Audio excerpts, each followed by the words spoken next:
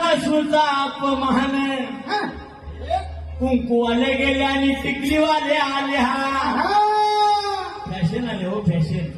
चला आम्ही तुम्ही काही करू शकत नाही काय चालच पाहिजे. कुंकूवाले गेले आणि टिकलीवाले आले. हा अहो ऐकावी फॅशनची तर या टिकलीच्या नादानं बुडलाय रीतिरिवाज सारा. टिकलीच्या नादानं बुडलाय रीतिरिवाज सारा.